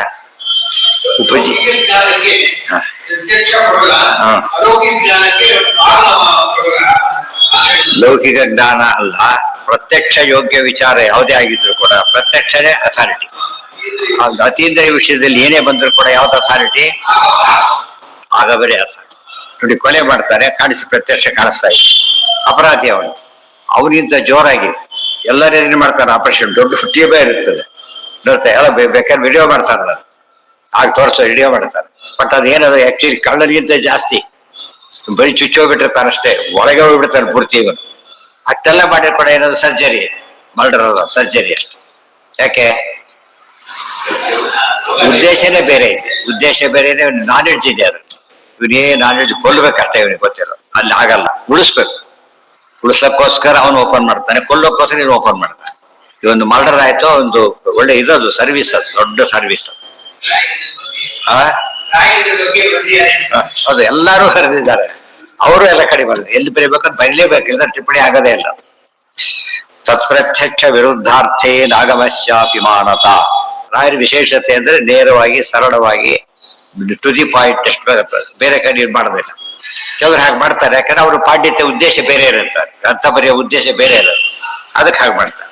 ಸುಲಭ ಬರೀಲಿಕ್ಕೆ ಒಂದು ಕಾರಣ ಇದೆ, ಡಿಫಿಕಲ್ಟ್ ಹೇಳೋದಕ್ಕೆ ಒಂದು ಕಾರಣ ಇದೆ. ಗೊತ್ತಾಯ್ತಾ? ದೊಡ್ಡ ಸೂತ್ರ ಇದೆ, ದೊಡ್ಡ ಸೂತ್ರ ಇಲ್ವೋ ಒಂದೀಗ? ದೊಡ್ಡ ಇರಬಾರ್ದಲ್ಲ, ಅಷ್ಟು ಹೇಳಿದ್ರೆ ಒಂದು ದೊಡ್ಡ ಸೂತ್ರ. ಚಿಕ್ಕ ಸೂತ್ರನೂ ಇದೆ, ಯಾವ್ದನ್ನ ಹೇಳಬೇಕು ಅದನ್ನ ಹೇಳಿ, ಯಾವ ಸುಸೂತ್ರನೂ ಅದು ಉಪಯೋಗಿಸ್ಬೇಕು. ಅದು ಸರಿ ಇದು ಸರಿ ಎಂಬ ಪ್ರಶ್ನೆ ಅಲ್ಲ. ನಮ್ಗೆ ಯಾವ್ದು ಉಪಯೋಗ ಆಗುತ್ತೆ ಅಂತ ತಗೋಬೇಕು, ಅದ್ರ ಬಗ್ಗೆ ಯೋಚನೆ. ನಾವೇ ಅಥಾರಿಟಿ ಅದಕ್ಕೆ. ನಮಗಿದು ಇಳಿಸುತ್ತಪ್ಪ, ಓದ್ತೀನಿ, ಓದಿದ್ರೆ ಏನ್ ತಪ್ಪಲ್ಲ. ಅದ್ರ ಎಲ್ಲ ಎಲ್ರಿಗೂ ಲೈಕ್ ಆಗ್ಬೇಕು ಅಂತಿಲ್ಲ. ಆದ ರೀತಿ ಬರೆಯೋದು ಅವ್ರು ದೊಡ್ಡತನ. ಹೆಚ್ಚಾಗಿ ಜ್ಞಾನಿಗಳೆಲ್ಲ ಅದು ಮೇಂಟೈನ್ ಮಾಡ್ತಾನೆ ಹೋಗ್ತಾರೆ. ತಾರತಮ್ಯ ಹೋಗ್ತೀವಿ, ಆದ್ರಿಂದ ತಾರತಮ್ಯ ಪ್ರಕಾರ ನಡೆಯುತ್ತೆ. ತತ್ಪ್ರತ್ಯಕ್ಷ ವಿರುದ್ಧಾರ್ಥೇ ನಾಗಮಶ್ಯಾಪಿ ಮಾನತಾ ಉಪಜೀವ್ಯಮಕ್ಷಜಮ್ಯತ್ರ ತದನ್ಯತ್ರ ವಿಪರ್ಯಯ. ಉಳಿದ ಆಪೋಸಿಟ್. ಪ್ರತ್ಯಕ್ಷ ಯೋಗದಲ್ಲಿ ವಿಚಾರದಲ್ಲಿ ಪ್ರತ್ಯಕ್ಷ ಫೈನಲ್ಲು, ಆಗಮ ಯೋಗಿಸಲು ಆಗಮ ಫೈನಲ್. ಡಾಕ್ಟರ್ ಹೇಳ್ತಾರೆ ಇದನ್ನು ತಿನ್ನು, ಇದು ತಿನ್ನಬೇಡ. ನಾವು ಕೇಳ್ತಾ ಕೂತ್ಕೊಂಡ್ರೆ ನಾವು ಪಾಠ ಮಾಡಕ್ ಬಂದಿಲ್ಲ, ಔಷಧಿ ಕೊಡಕ್ ಬಂದಿಲ್ಲ ಅಂತ ಹೇಳ್ತಾರೆ. ಪಾಠ ಬೆಳಗ್ಗೆ ಗಾಜು ಓದಷ್ಟೇ, ಅದಕ್ಕೆಲ್ಲ ಟೈಮ್ ಇಲ್ಲ. ನಾವೇನ್ ಮಾಡ್ತೀವಿ, ಪ್ರಶ್ನೆ ಕೇಳೋದೇ ಇಲ್ಲ. ಬಿಫೋರ್ ಮೀನ್ಸ್ ಆಫ್ಟರ್ ಮೀನ್ಸ್ ನಾವ್ ಯೋಚನೆ ಮಾಡಿ ಅವನೇನೋ ಹೇಳಿದ್ರೆ ನಾವು ಬೇರೆ ರೀತಿ ವರ್ಕ್ ಮಾಡೋದಿಲ್ಲ. ಆ ರೀತಿಯೇ ತಗೋಬೇಕು. ಅದು ಪ್ರಮಾಣ, ಯಾಕಂದ್ರೆ ನಾವು ಪ್ರಮಾಣ ಅಲ್ಲ. ಅರ್ಥ ಆಯ್ತಾ? ಔಷಧಿ ತಗೊಳ್ಳೋದು ನಾವಾದ್ರೂ ಕೂಡ ವಿಷಯ ಯಾವ್ದು ಸಂಬಂಧಪಟ್ಟಿದ್ದದು ಮೆಡಿಕಲ್ ಆದ್ರಿಂದ ಅವರೇ ಹೇಳಿದ್ರು, ಬೇರೆ ಹೇಳಿದ್ರು ಉಪಯೋಗ. ಇದನ್ನ ಇಷ್ಟೇ ತಗೊಂಡು ನಿಲ್ಸ್ಬಿಡ, ಆಮೇಲೆ ತಗೋಬೇಡ. ಕೆಲವರು ಇರ್ತಾರೆ ಬಡಿಸ್ಬೇಕಾದ್ರೆ ಸ್ವಲ್ಪ ಜಾಸ್ತಿ ಬಡಿಸಲ್ಲ, ಡಾಕ್ಟ್ರು ಎರಡು ತಗೊಂಡ್ಬಿಟ್ಟು ಪರವಾಗಿಲ್ಲ ಅಂತ ಕೊಟ್ಬಿಟ್ರೆ ಹೋಗಿ ಬಿಡ್ತಾಳು. ಅರ್ಧ ಆದ್ರೆ ಅರ್ಧ, ಒಂದು ಅಂದ್ರೆ ಒಂದು ತಗೊಂಡ ಕೆಲವು ಸರಿ ವರ್ಕ್ ಮಾಡುತ್ತಾ. ಪ್ರಾಮಾಣ್ಯಂ ಸುಗೃಹೀತಂಶ ತತ್ಪ್ರತ್ಯಕ್ಷ ವಿರುದ್ಧ. ಅದಕ್ಕೆ ಏನಂತ ಲೈಫ್ ಇದು. ಫಿಲಾಸಫಿ ಅನ್ನೋದು ಓದಿ ಬಿಡೋದಲ್ಲ, ನಥಿಂಗ್ ಬಟ್ ಲೈಫ್. ಅದು ಎಲ್ಲದರಲ್ಲೂ ಆ ತರ ಕಮಿಟ್ಮೆಂಟ್ ಇರಬೇಕು. ಉಳಿದೆಲ್ಲ ಹಾಗಲ್ಲ. ಮೆಡಿಕಲ್ ಅವರು ಇರಲೇಟ್, ಅವರಿಗೆ ರೋಗ ಬಂದಾಗ ಏನ್ ಮಾಡಕ್ ಬರೋದು, ಆ ಸ್ಥಿತಿ ಬಂದ್ಬಿಡ್ತಾರೆ. ಇದು ಹಾಗಲ್ಲ. ಬೇರೆ ಎಲ್ಲದೂ ಇನ್ನೊಬ್ರು ಉಪಯೋಗ ಮಾಡಬಹುದು, ನಮಗೆ ಪ್ರಸಂಗ ಬಂದ ಬರ್ಬೋದು ಅಷ್ಟೇ. ಅಧ್ಯಾತ್ಮ ಎವ್ರಿ ಮೊಮೆಂಟ್ ಏನ್ ಮಾಡುತ್ತೆ ಇದು ಗೊತ್ತಾಯ್ತಾ? ಸಾಯವತ್ತಲ್ಲಿ ಯಾವ ವಿದ್ಯೆನೂ ಬರೋದಿಲ್ಲ. ಬರೋದು ಯಾವುದು ಅಂತ ಚಿಂತೆ ಏನಂತ ಅಂತ ಕಾಲೇ ವಿಶೇಷ. ಅಂದ್ರೆ ಉಳಿದಲ್ಲಿ ಇರಲವೆಂಟ್ ಆಗ್ಬಿಡುತ್ತೆ. ಎಲ್ಲ ವಿಷಯಗಳು ಏನಾಯ್ತು ಅಲ್ಲಿಗೆ ಕಮ್ಮಿ ಇರಲವೆಂಟ್. ತತ್ವಜ್ಞಾನ ಒಂದೇ ಇರಲವೆಂಟ್ ಆಗ, ಬೇರೆ ದಾರಿ ಇಲ್ಲ. ಮನಶ್ಚಕ್ಷುರ್ದರ್ಶನಾದೇರಪಿ ಯತ್ರೈವ ಸಾಕ್ಷಿಣ. ಅದಾದ ಮೇಲೆ ಅನ್ನೇ ಸದೋಷಾಹ ಸರ್ವೇ. ಹುಡುಗರ ದೋಷ ಕಾಣ್ತು ಅಂತ ತಿಳ್ಕೊಬೇಡ. ಅದರಲ್ಲೂ ಕೂಡ ಹುಷಾರಾಗಿರ್ಬೇಕು ನಾವು. ಆ ದೋಷ ಅವ್ರು ಹೇಳಿದ ದೋಷ, ರುದ್ರದೇವರ ದೋಷ ಇದೆ, ಇಂದ್ರ ದೋಷ ಇದೆ ಅಂತ ನಾವೆಲ್ಲ ಹೇಳಕ್ ಹೋಗ್ಬಾರ್ದು. ಅರ್ಥ ಆಯ್ತಾ? ಈಗ ಎಲ್ಲಿ ಹೇಳಿದ್ರೆ ಅದನ್ನ ಹೇಳ್ಬೇಕ ಹೊರತು ನಾವ್ ಹೇಳಿದ್ರೆ ನಾವು ಅಪರಾಧಿಗಳಾಗ್ತೇವೆ. ಹಾಗೆಲ್ಲ ಬರೋದಿಲ್ಲ. ನಾವು ಎಷ್ಟೋ ಜನ ದೇಶಬಿಡ್ತಾರೆ ಇದಕ್ಕಿದ್ದಾಗೆ. ಅವ್ರು ಯಾರು ತಪ್ಪು ಮಾಡ್ತಾರ ಅಂತ ನಿಮ್ಗೆ ಒಪ್ಪಿಗೆ ಬರೋದೆಲ್ಲ ತಪ್ಪು ಅಂತ ತಿಳ್ಕೊಬಿಡದ. ಇದು ತಪ್ಪು ಅಂತ ಎಲ್ಲಿ ಹೇಳಿದ್ದವ್ರು ಅಂತ ತಿಳ್ಕೊಬೇಕು ಅಂತ ರುದ್ರದೇವರು ಮೋಹನ ಅವರು ಮೋಹನ ಮಾಡ್ತಾರೆ. ರುದ್ರದೇವರು ಕೂಡ ಗೊತ್ತಾಯ್ತಾ, ಮೋಹಕವಾಗಿ ಮಾಡೋ ಉದ್ದೇಶ ಇದ್ದು ಮಾಡ್ತಾರೆ. ಕೆಲವೊಮ್ಮೆ ದೇವರ ಆಜ್ಞೆಯಿಂದ ಮಾಡ್ತಾರೆ, ಕೆಲವೊಮ್ಮೆ ತಮ್ಮದೇ ಆದ ಇದರಿಂದನೂ ಮಾಡ್ತಾರೆ. ಅಂತ ಕೆಲಸ ನಾವು ಕಲ್ಪನೆ ಮಾಡಬಾರದು. ಪರಮಾತ್ಮರ ಮೋಹಿನಿ ರೂಪಕ್ಕೆ ಅವರು ಬರೋಳಾದ್ರು ಅದು ಹೇಳಿದ್ದಾರೆ, ಒಪ್ಬೇಕು ನಾವು. ಗಂಟೆಗಟ್ಟಲೆ ಹೇಳಕ್ ಹೋಗಬಾರ್ದು. ನಮ್ಮನ್ನೇ ಬಹಳ ಅಪರಾಧವಾಗುತ್ತೆ. ದೊಡ್ಡವ್ರ ಬಗ್ಗೆ ಮಾತಾಡಕ್ ಬರೋದಿಲ್ಲ. ಹೌದು. ತತ್ರಕ್ಷಕ್ಷ ವಿರುದ್ಧಾರ್ಥೆ ನಾಗಮಶ್ಯಾಭಿಮಾನತ ಉಪಜೀವ್ಯಂ ಅಕ್ಷರಮ್ಯತ್ರ ತದನ್ಯತ್ರ ವಿಪರ್ಯಯ ಲೌಕಿಕ ವ್ಯವಹಾರೇತ್ರ ಪ್ರತ್ಯಕ್ಷ ಶೋಪಜೀವ್ಯತ. ಸೊ ಲೌಕಿಕ ವ್ಯವಹಾರದಲ್ಲಿ ಸಾಮಾನ್ಯವಾಗಿ ಆಗೋ ಸ್ವಲ್ಪಟ್ಟ ವಿಚಾರ ಅಲ್ಲ ಅಂತ ಹೇಳಿದಾಗ ಏನ್ ಮಾಡ್ತೇವೆ ಅವಾಗ? ಪ್ರತ್ಯಕ್ಷ ಸಾಕರಂತೆ. ಪ್ರತ್ಯಕ್ಷ ತಿಳ್ಕೊಂಡ್ರೆ ಸಾಕು. ರಿಜಿಸ್ಟ್ರೇಷನ್ ಹೋಗಿರ್ತಾನೆ, ಈ ಸರ್ಟಿಫಿಕೇಟ್ ಬೇಕು ಅಂತ ಕೇಳ್ತಾನೆ, ಏನು ಮಾಡಾಗಿಲ್ಲ ಅವನ ಅಲ್ಲ, ಅವನು ಮಾಡಿಸಾಗಿಲ್ಲ. ಇದರ ಕೊಡದವರೆ ಮಾಡಿಸಬಾರದು ಅವರು. ಆಗಮ ಅಷ್ಟೇ. ಕೆಲವಕ್ಕೆ ಅವನು ಏನೋ ಯೋಚನೆ ಮಾಡ್ಬೋದು ಬೇಕಾದ್ರೆ. ಅವನ ಅಥಾರಿಟಿ, ನಾವಲ್ಲ, ಅವರ ಅಥಾರಿಟಿ. ಎಲ್ಲ ಕಡೆ ಹೋಗ್ತೇವೆ ನಾವು. ಮಾತ್ರ ಎಲ್ಲರ ಕೈ ಹಾಕ್ಬಿಡ್ತಾರೆ. ಎಲ್ಲರಿಗೂ ಬೇಕಲ್ಲ, ಎಲ್ಲರೂ ಕೈ ಹಾಕ್ಬಿಡ್ತಾರೆ. ಎಲ್ಲರೂ ಕೈ ಹಾಕ್ಬಾರ್ದು. ಬೈಕಲ್ಲಿ ಎಲ್ಲರ ಕೈ ಕೆಟ್ಟೋಗ್ಬಿಡುತ್ತೆ. ಯಾವಲ್ಲ ಅವನೇ ಆಪರೇಟ್ ಮಾಡ್ಬೇಕು. ಎಷ್ಟೋ ಕಡೆಗೆ ಏನ್ ಮಾಡ್ತಾರೆ, ಸುಮ್ಮನೆ ಬಂದು ತಿರ್ಸ್ತಾ ಕೂತ್ಬಿಡ್ತಾರೆ. ಏನೋ ಗೊತ್ತಿರೋದಿಲ್ಲ. ಆಮೇಲೆ ತಿರ್ಸಿ ಅವನಿಗೆ ಸರಿಯಾಗಿ ಮಾಡಕ್ಕೆ ಬರ್ತದೆ ಮಾಡಕ್ಕೆ. ತುಂಬಾ ಸರ್ತಿ ಹಾಗಾಗಿದೆ. ಒಂದ್ಸರ್ತಿ ಆ ಮನೆಯಲ್ಲಿ ಆ ಮನೆಯಲ್ಲಿ ಇದ್ದಾಗ ಒಬ್ರು ಯಾರೋ ಪಾಪ ಬೈಕ್ ತಂದ್ಕೊಟ್ಟು ಬೈಕ್ ಸೆಟ್ ಒಳ್ಳೆ A-ಕ್ಲಾಸ್ ತಂದ್ಕೊಟ್ಟಿದ್ರು ಪಾಪ. ಗೊತ್ತಾಯ್ತಾ? ಯಾರಿಗೂ ಕೊಡೋದೇ ಉಪಯೋಗಿಸಿ. ಒಂದು ದಿವಸ ಆ ಮನೇಲಿ ಇದ್ದಾಗಲೇ ಬಂತದ್ದು. ಒಂದ್ ಎಷ್ಟೋ ವರ್ಷ ಆದ್ರೂ ಕೂಡ ಒಂದು ದಿವಸ ಪ್ರಾಬ್ಲಮ್ ಬರ್ಲಿ. ಒಂದ್ ದಿವಸ ಒಬ್ಬ ವ್ಯಕ್ತಿ ಏನ್ ಮಾಡ್ದ, ಯಾಕೆ ಉಪಯೋಗ ಆಗತ್ತೆ ಅಂತ ಹೇಳ್ತಾರದ್ರೆ ಅದು ಉಪನ್ಯಾಸ ಮಾಡಿ ಕರೆದ್ರು. ಮೈಕ್ ಎಲ್ಲೂ ಸಿಗ್ತಾ ಇಲ್ಲ, ನಿಮ್ದೇ ಬೈಕ್ ತಗೊಂಬನ್ನಿ. ನೋಡು ಬೇಡ ನನಗೆ ಬಂದ್ ಬೈಕ್ ಅರ್ಧ ಗಂಟೆ ಉಪನ್ಯಾಸ ಕೇಳೋದು ಅಷ್ಟರಲ್ಲಿ ಇರುತ್ತೆ. ಬೈಕ್ ಬೇಡ, ಇಲ್ಲ ಯಾರು ಬರ್ತಾರೆ, ಬೈಕ್ ಬೇಕೇ ಬೇಕು ಕೊಡಿ ಕಟ್ಟು ಬಿದ್ದಪ್ಪ. ನಿರ್ವಾಹ ಗೊತ್ತು ಹೋಗುತ್ತೆ ಅಂತ ಹೇಳಿ ಆಯ್ತಾ. ಈ ತರ್ತೀನಿ, ನಿಮ್ ಜೊತೆ ಬರ್ಲಿ, ನಿಮ್ ಜೊತೆ ಕಳಿಸ್ಬಿಡ್ತೀವಿ ವಾಪಸ್. ಆಯ್ತು, ಹೋದ ಜೊತೆ ಒಯ್ದಾಯ್ತು, ಇಟ್ಟಾಯ್ತು. ಆಮೇಲೆ ಸ್ವಲ್ಪ ಹೊತ್ತು ಬಿಟ್ಟು ತೊಗೊಂಡ್ಬರ್ತೀನಿ ಅಂತ ಹೇಳಿ ಸ್ವಲ್ಪ ಹೊತ್ತು ಬಿಟ್ಟು ತೊಗೊಂಡ್ಬರ್ತೀನಿ. ನೀವು ಹೋಗಿರಿ ಕೊಟ್ರಿ, ಬರಲೇ ಇಲ್ಲ. ಸಾಯಂಕಾಲ ಮರುದಿವಸನೂ ಬರ್ಲಿಲ್ಲ. ಪಾಠಕ್ಕೆ ತೊಂದ್ರೆ ಆಯ್ತು. ಆಮೇಲೆ ಯಥಾ ಪ್ರಕಾರ ಕೇಳಿದ್ರೆ ತಂದು ಕೊಟ್ಟ. ತಂದ್ರೆ ಡಬ್ಬ ಏನಿಲ್ಲ ಅದು. ಅರ್ಥ ಆಯ್ತಾ? ಮೊದ್ಲ ಕೇಳಿದ್ರೆ ಅವನು ಇಲ್ಲ, ಅವನು ಅಪ್ಪ ಏನ್ ಮಾಡಿದ ಗೊತ್ತಿಲ್ಲ ಇಷ್ಟೇ. ಈ ಬುತ್ತ ಎಲ್ಲರೂ ಕೊಳ್ಳಕ್ ಬರುತ್ತೆ. ಅರ್ಥ ಆಯ್ತಾ? ಎಲ್ಲ ಕಡೆ ಯಾಕೆ ಸಂಸ್ಥೆಯಲ್ಲಿ ಕೆಟ್ಟೋಗುತ್ತೆ ಅದು ಎಲ್ಲರೂ ತಿರ್ಸ್ತಾ ಕೂತ್ಬಿಟ್ಟಿರ್ತ. ಹೊಸ ಬರ್ದಿಸಕ್ಕೆ ಕೆಟ್ಟೋಗ್ಬಿಡುತ್ತೆ. ಆ ಉಳಿದ ಸುಮ್ಮನೆ ಕೂತ್ರೆ ಸಾಕು, ಅವನು ಬಂದು ಸರಿ ಮಾಡ್ಬಿಡ್ತಾನೆ. ಅದ್ ಯಾತಕ್ಕೆ ಕೇಳಿದ್ರು ಅಂದ್ರೆ ಪ್ರತ್ಯಕ್ಷ ಅಂತೇಳಿ ಎಲ್ಲದಕ್ಕೂ ಗೊತ್ತಾಗೋದಿಲ್ಲ. 2 ವೈರ್ ಕಾಣಿಸ್ಬೋದಷ್ಟೇ ನಿಮಗೆ. ಯಾವ ವೈರ್ ಏನಂತ ಗೊತ್ತಾಗಲಿಕ್ಕೆ ಯಾರಿಗೆ ಗೊತ್ತಾಗುತ್ತೆ? ಬೇರೆನೆ ಹಾಕ್ಬೇಕು. ಅದು ಅದೇ ತಲೆಯಲ್ಲಿ ಅಂತೀವಲ್ಲ, ಹಾಗ 190 ಪಾಲು ಕೆಲಸ ಅಂತದ್ದೇ ಆಗುತ್ತೆ. ಯಾವ ಸಂಸ್ಥೆಗೆ ಹೋದ್ರೂ ಕೂಡ ಬೇಕು ಸರಿ ಇರೋದು. ಆ ದೊಡ್ಡ ಸ್ವಾಮಿಗಳು ಪಾಪ ಅವ್ರದೇ ಕಾರ್ಯಕ್ರಮ, ಯಾರಿಗೆ ಕೆಲ್ಸೋದೇ ಇಲ್ಲ. ಆ ರೀತಿ ಎಷ್ಟು ಅನ್ಯಾಯ ಆಗ. ಯಾಕೆಂದ್ರೆ ಹಣೆ ಬಾರ ಎಷ್ಟು ಮೊದಲೇ ಟೆಸ್ಟ್ ಮಾಡಬೇಕು. ಬೇರೆ ಸಮಸ್ಯೆಗಳಿಗೆ ಹೋಗ್ತೀವಲ್ಲ, ಅವ್ರು ಅಲ್ಲಿ ಬರ್ತಾರೆ, ಬಂದ ತಕ್ಷಣ ಕರೆಕ್ಟಾಗಿ ಸ್ವಿಚ್ ಆಗ ಈಗಂತಾನೆ ಹೋಗ್ಬಿಡ್ತಾರೆ. ಮುಗಿಯೋವರೆಗೂ ಏನೇನೇನು ರೆಫರೆನ್ಸ್ ಇಲ್ಲ. ಇವ್ರು ಹಾಗೆ ನಾವು ಬಂದೇ ಶುರು ಮಾಡ್ತಾರೆ ರಿಪೇರಿ. ನಾವು ಹೋಗೋವರೆಗೂ ಮಾಡ್ತಾರೆ ಇರ್ತಾರೆ, ಹೋದ ತಕ್ಷಣ ಹೋಗ್ಬಿಡ್ತಾರೆ. ಮತ್ತೆ ಬರೆದು ಸರಿ ಶುರು ಮಾಡೋದು. ಎಷ್ಟು ಸರ್ತಿ ಹೇಳಿದೆ ಲೆಕ್ಕ ಇಲ್ಲ ಅದು. ಹೀಗಾಗಿ ತುಂಬಾ ಜನ ಉಪನ್ಯಾಸ ಬರೋದಕ್ಕೆ ಅನೇಕ ಕಾರಣ. ಅದೊಂದು ಮೇನ್ ರೀಸನ್ ಏನಂದ್ರೆ ಕೆಡ್ಸೋದಿಲ್ಲ ಅವ್ರಿಗೆ. ಕೆಡ್ಸ ಕೊಡ್ಲಕ್ಕಾಗೋದಿಲ್ಲ, ಎದೋಗ್ಬಿಡ್ತಾರೆ. ಅದೇನ ಉತ್ತರ ಅಂದ್ರೆ ಪಾಪ ಹೇಳೋರ್ ಬೇರೆ, ಪಾಪ ಅವ್ರ ಮೇಲೆ ಕೆಟ್ಟ ಹೆಸರು ಬರುತ್ತೆ.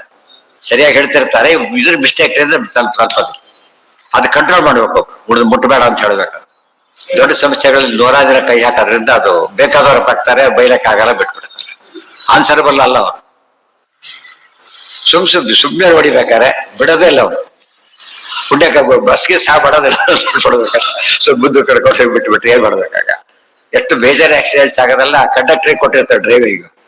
ಅವ್ನು ಆಕ್ಸಿಡೆಂಟ್ ಮಾಡ್ಬಿಡ್ತಾರೆ. ಮೇಜರ್ ಆಕ್ಸಿಡೆಂಟ್ಸ್ ಆಗಿರೋ ಆ ರೀತಿ ಅವ್ನು ಮಾಡಿದ್ರೆ ಆಗಲ್ಲ. ಫ್ರೆಂಡ್ಶಿಪ್ ಅಲ್ಲಿ ಕೊಟ್ಬಿಡ್ತಾರೆ, ಅವನು ನಿದ್ದೆ ಮಾಡ್ತಾರೆ, ಅವನು ಎಲ್ಲರೂ ನಿದ್ದೆ ಮಾಡಿಸ್ಬಿಡ್ತಾರೆ. ಆಗ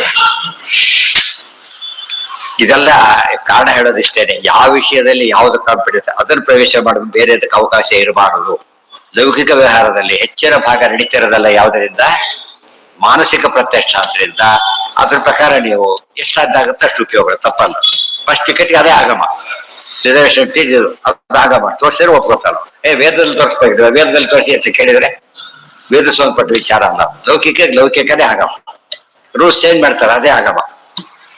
ನಾವು ಚೇಂಜ್ ಮಾಡ್ಕೊಂಡ್ರೆ ಆಗೋದಿಲ್ಲ, ಅವರು ಚೇಂಜ್ ಮಾಡ್ಬೇಕಲ್ಲ. ಈ ಮಾಡಿದಾರ 5 ವರ್ಷ ಎಷ್ಟೈತಲ್ಲ, ಹೋದ ಈ ವರ್ಷ ಸ್ವಲ್ಪ ಕಡಿಮೆ ಮಾಡಿದಾರ. ಅವ್ರು ಎಲ್ಲಿವರೆಗೂ ಮಾಡ್ತಾರೋ ಬೆಲೆ ಇರುತ್ತೆ ಅಷ್ಟೇ, ನಾವು ಮಾಡ್ಕೊಡಕ್ ಬರೋದಿಲ್ಲ.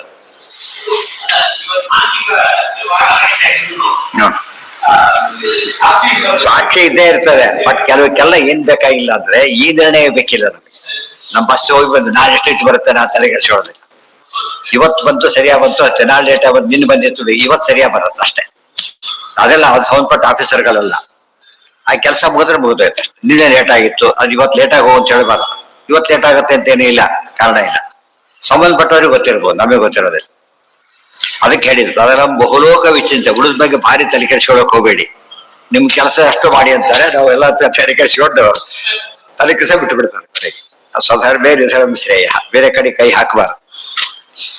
ಆಗಮೇನ ಹಿ ವಿಷ್ಣುತ್ವಂ ಜ್ಞಾತ್ವ ದೋಷೋತ್ತರ ಕಲ್ಪ್ಯತೆ. ಅಲ್ಲಿ ಎಷ್ಟು ಚೆನ್ನಾಗಿ ಹೇಳ್ತಾರೆ ಗೊತ್ತಾ, ಅದು ಅರ್ಥ ಮಾಡ್ಕೋಬೇಕು. ಲೌಕಿಕ ವ್ಯವಹಾರೇ ಅತ್ರ ಪ್ರತ್ಯಕ್ಷಸ್ಯ ಉಪಜೀವ್ಯತ ಅವತಾರಾದಿ ದೃಷ್ಟೌ ಸ್ಯಾತ್ ಆಗಮಸ್ಯ ಉಪ. ಪರಮಾತ್ಮರ ಅವತಾರ ಎಲ್ಲ ಹೇಳ್ಬೇಕು. ಇದು ಅವತಾರ ಹೌದೋ ಅಲ್ವೋ ನಾವು ತೀರ್ಮಾನ ಮಾಡಾಗಿಲ್ಲ. ಬಲರಾಮನ ಸಾಕ್ಷಾತ್ ಅವತಾರ ಅಂತ ಅಲ್ಲ ಅಂತ ಹೇಳುತ್ತೆ ಶಾಸ್ತ್ರ, ಮುಗಿದೋಯ್ತು. ಯುಕ್ತಿ ಸಪೋರ್ಟ್ ಮಾಡೋದು. ಬಲರಾಮ ದೇವರಿಗೆ ವಿಷದ ಪರಿಣಾಮ ಆಯ್ತು, ಕೃಷ್ಣನಿಗೆ ಆಗ್ಲಿಲ್ಲ. ಮತ್ತಿಬ್ರು ಒಬ್ಬೇ ಪರಮಾತ್ಮ ಆದ್ರೆ ಇವ್ರಿಗೆ ಯಾಕಾಯ್ತು ಅವ್ರಿಗೆ ಯಾಕಾಗ್ಲಿಲ್ಲ? ಅರ್ಥ ಆಯ್ತಾ? ಬಲರಾಮ ದೇವರು ಎಷ್ಟೋ ಸ್ಪಷ್ಟ ಜರಾಸಂಧನ ಕೊಲ್ಲಕ್ ಹೋದ್ರೆ ಆ ಕೊಲ್ಲಬೇಡಿ ನಿಮ್ ಕೈಲಿ ಆಗಲ್ಲ ಅಂತ ಹೇಳಿದ್ರು ಶರೀರವಾಗಿ. ಅರ್ಥ ಆಯ್ತು? ಕೃಷ್ಣ ಹೇಳೋದು, ಕೃಷ್ಣ ಗೊತ್ತು ಯಾರು ಕೊಲ್ಲಬೇಕು ತಾನೇ ವ್ಯವಸ್ಥೆ ಮಾಡ್ಕೊಂಡಿರೋ. ಇದೆಲ್ಲ ನೋಡಿದ ಮೇಲೆ ಕೂಡ ನಾವು ಹೋಗ್ತೀವಿ ಅಂದ್ರೆ ತಪ್ಪದು. ಆಗಮೇನ ವಿಷ್ಣುತ್ವ ಜ್ಞಾತ್ವ ದೋಷೋ ಅತ್ರ ಕಲ್ಪ್ಯತೆ ನಚೇತ್ ಸ್ಯಾತ್ ದೋಷವಾದ ಅನ್ಯ ಶಾಸ್ತ್ರಸಿದ್ಧಂ ಹಿ ಲಕ್ಷಣಂ. ಅದೇ ಶಾಸ್ತ್ರಸಿದ್ಧವಾದ ಲಕ್ಷಣ ಕಂಡು ಬಂದ್ರೆ ಅದನ್ನ ಹಾಗೆ ಒಪ್ಪಕ್ಕೆ ಹೊರತು ಬೇರೆ ಮಾಡ್ಲಿಕ್ಕೆ ಬರೋದಿಲ್ಲ. ಕಸ್ಯಚಿತ್ ದೋಷವತ್ವಂ ಸ್ಯಾತ್ ಇತಿ ಮಾತ್ರೇ ಅಕ್ಷಜಂ ಭವೇತ್ ನ ವಿಷ್ಣೋರ್ ದೋಷವತ್ವೇ ಹಿ ಪ್ರತ್ಯಕ್ಷಂ ವರ್ತತೆ ಸ್ವತಃ. ನೋಡಿ ಎಷ್ಟಿದೆ. ಬೇರೆ ಯಾರ್ದಾರ ಬಗ್ಗೆ ಹೇಳಿದಾಗ ಅವ್ರು ತಪ್ಪು ಮಾಡಿದ್ರೆ ನಾಟಕ ಅಂತ ಹೇಳ್ಕೊಂಡು ಹೋಗ್ಬೇಕಾಗಿಲ್ಲ, ಅದು ತಪ್ಪು ಅಂತ ಹೇಳ್ಬೋದು, ತಪ್ಪಲ್ಲ. ಮತ್ತೆ ಆದ್ರೆ ದೇವ್ರ ಬಗ್ಗೆ ಮಾತ್ರ ಯಾವ ಕಾಲಕ್ಕೂ ಬೇರೆ, ಯಾಕೆ ಶಾಸ್ತ್ರೈಕ ಯೋನಿತ್ವ, ಶಾಸ್ತ್ರ ಯೋನಿತ್ವ ಅಂತ ಹೇಳಿದ ಮೇಲೆ ಬೇರೆ ಬುದ್ಧಿ ಉಪಯೋಗಿಸ್ಲಿಕ್ಕೆ ಹೋಗಬಾರದು. ಕೇಚಿತ್ ಪಶ್ಯಂತಿ ದೋಷಾನ್ ಇತ್ಯತ್ರಾಪಿ ಸ್ಯಾನ್ ನ ಚಾಕ್ಷಜಂ ಪೌರಾಣಂ ವಾಕ್ಯಮೇ ಮಾತ್ರ ನಶ್ರುತ್ವೈವ ವಿರುದ್ಧತೆ. ಕೇಚಿತ್ ಪಶ್ಯಂತಿ ದೋಷಾನ್ ಇತ್ಯತ್ರಾಪಿ ಸ್ಯಾನ್ ನ ಚ ಅಕ್ಷಜಂ. ಯಾರಿಗೋ ದೋಷ ಕಾಣಿಸ್ಕೊಂಬ ದೊಡ್ಡ ವಿಚಾರ ಅಲ್ವೇ ಅಲ್ಲ. ಶಾಸ್ತ್ರ ಹೇಳಬೇಕು ದೋಷನ, ಆಗೋದು ತಪ್ಪು. ನಾವು ಹೇಳಿದ್ರೆ ದೋಷ ಅಂತ ಆಗೋದಿಲ್ಲ. ಅದಕ್ಕೆ ಕಾಂಪಿಟೇಟಿವ್ ಅಥಾರಿಟಿಯಿಂದ ಸರ್ಟಿಫಿಕೇಟ್ ಯಾರಿಂದ ತರಬೇಕು? ಯಾವಾಗಲೂ ಸಂಬಂಧಪಟ್ಟವರಿಂದ ತರಬೇಕು. ಉಳಿದವರಿಂದ ಪ್ರೇಮಿಷ್ಟು ಲೆಟರ್ ಕೊಟ್ಟರು ಕೂಡ ಏನಾಗಲ್ಲದ ಮೆಡಿಕಲ್ ಸರ್ಟಿಫಿಕೇಟ್ ಆಗಲ್ಲ, ಮೆಡಿಕಲ್ ಸರ್ಟಿಫಿಕೇಟ್ ಆಗೋದು. ತನಗೆ ತಾನು ಕೊಡೋಕೆ ಬರಲ್ಲ. ಮಧ್ಯೆ ಇದು ಹೆಡ್ ಆಫ್ ದಿ ಕಂಟ್ರಿ, ಏನು ಅದು ಕೊಟ್ಟೋ ಅವರೇ ಕೊಡಬೇಕು, ಡಾಕ್ಟ್ರೇ ಕೊಡಬೇಕು. ಈ ನಿಯಮಗಳು ಇವತ್ತು ಫಾಲೋ ಮಾಡ್ತಾರೆ ಅಂದ್ರೆ ಶಾಸ್ತ್ರ ಹೇಗಿದೆ ನೋಡ್ಬೇಕಾದ್ರೆ. ಇದೆಲ್ಲ ನಮ್ ಕಣ್ಣಾರೆ ಕಾಣ್ತಿರೋ ಸತ್ಯಗಳಿವೆಲ್ಲ ಕೂಡ. ಸಬ್ ರಿಜಿಸ್ಟ್ರಾರೇ ರಿಜಿಸ್ಟರ್ ಮಾಡಬೇಕು, ಬೇರೆ ಯಾರು ಮಾಡಾಗಿಲ್ಲ. ಅವ್ರು ಯಾರಿಗೂ ಅಥಾರಿಟಿ ಅವರೇ ಮಾಡಬೇಕು. ವರ್ಕಿಂಗ್ ಅವರ್ಸ್ ಅಲ್ಲಿ ಅದೆಲ್ಲ ಮಾಡಬೇಕು, ಬೇರೆ ಹೊತ್ತೆಲ್ಲ ಪರ್ಮಿಷನ್ ತಗೊಂಡಿರ್ಬೇಕು. ನೂರಾರು ಸಮಸ್ಯೆಗಳಿವೆ ಪರಿಹಾರ. ಅದಕ್ಕೆ ಶಾಸ್ತ್ರ ಓದ ನಮಗೇನಾಗುತ್ತೆ ಅಂದ್ರೆ ಶಾಸ್ತ್ರ ಅಷ್ಟೇ ಗೊತ್ತಾಗುತ್ತೆ, ತುಂಬಾ ವಿಷಯಗಳು ಗೊತ್ತಾಗುತ್ತೆ. ಲೌಕಿಕದಲ್ಲಿ ಕೂಡ ಏನಿರುತ್ತಾರೆ ಪರ್ಫೆಕ್ಷನ್ ಬರೋದು. ತುಂಬಾ ಜನ ಹೆಚ್ಚು ಮಾತಾಡಕ್ ಹೋಗಲ್ಲ ಶಾಸ್ತ್ರ ಗೊತ್ತಿದ್ರೆ. ಅವ್ರು ಕೇಳ್ತಾರೆ, ನಾವು ಆರ್ಗ್ಯೂ ಮಾಡ್ತಾ ಕೊಡೋದಿಲ್ಲ. ನಾನು ಯಾರು ಗೊತ್ತಾ, ನಾನು ಯಾರ್ಯಾರು ಗೊತ್ತಿದ್ದಾರೆ ತಗೊಂಡು ಏನ್ ಮಾಡ್ಬೇಕು ಅದನ್ನ. ಈಗ ಕೊಟ್ಟಿಲ್ಲ ಮಾಡ, ಅದಕ್ಕೆ ಅವ್ರು ಮಾತಾಡೋದಿಲ್ಲ. ಯಾರು ಹೇಳಬೇಕು, ಇವ್ರು ಯಾರು ಗೊತ್ತಾ ಅಂತ ಹೇಳ್ಬೇಡಿ, ಹೇಳಿ ಅದೆಲ್ಲ ಉಪಯೋಗ ಇಲ್ಲ ಹೇಳಿ. ಅದರಿಂದ ಅದನ್ನ ಹೇಳಿ ಬಾಡ್ಸ್ಕೊಳಕ್ ಹೋಗ್ಬಾರ್ದು, ಬೈಸ್ಕೊಳಕ್ ಸ್ಕೋಪ್. ಇಷ್ಟು ದೊಡ್ಡವ್ರಿಗೆ ಯಾಕೆ ಇದೆಲ್ಲ ಗೊತ್ತಿಲ್ಲ ಅಂತ ಕೇಳ್ಬಿಡ್ತಾರ. ಇವ್ರು ದೊಡ್ಡವರು ಅಂತ ಹೇಳ್ತಿರೋ ಇದ್ಯಾಕೆ ಗೊತ್ತಿಲ್ಲ ಅವ್ರಿಗೆ, ತಿಳಿತಾ? ಇದು ಜಾಣತ. ಅವ್ನು ಒಪ್ಕೊಂಡ್ಬಿಡ್ತಾರ ಅವ್ರು. ಸರಿ ಇದೆ ಸರಿ ಇದೆ, ಅವ್ರು ಕೇಳ್ತಾರ ಸರಿ ಇದೆ, ಒಪ್ಕೋಬೇಕಷ್ಟು. ಟಿಕೆಟ್ ಕೇಳ್ತಾ ಇದ್ರೆ ಕೊಡ್ಬೇಕಷ್ಟೇ. ನಾವು ಯಾರು ಪರಿಚಯ ಹೇಳ್ತಾ ಕೊಡ್ಬಾರ್ದು.